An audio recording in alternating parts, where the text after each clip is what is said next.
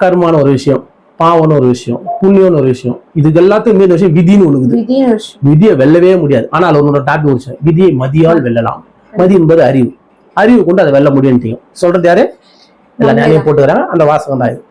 அப்ப அந்த அறிவுன்றதை கொண்டா எல்லாத்தையும் வெல்லலான்றது உண்மைதான். அப்ப அது எல்லாத்தையும் வெல்லலான்றது நீ வாழ்ற வாழ்க்கை, ஒரு சூழல், நீ எல்லாத்தையும் வெல்ல முடியும் உன் அறிவு டீப் ஆனா.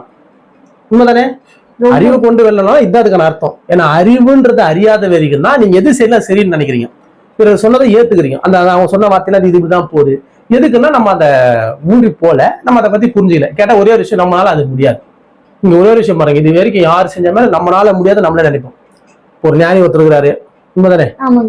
ஒரு ஞானி ஒருத்தர் இருக்கிறாரு, இல்ல ஒரு முனிவர் இருக்கிறாரு, இல்ல ஒரு சித்தர் இருக்கிறாரு. இவங்கள மாதிரி நம்ம மாற முடியாதுன்ற கண்டென்ட் யார்கிட்ட இருக்குது? நம்ம எல்லாருக்கிட்டையும் இருக்குது. ஏன் மாற முடியாது? சும்மா நான் கேட்கறேன், இந்த கொஸ்டின் ஏன் நம்ம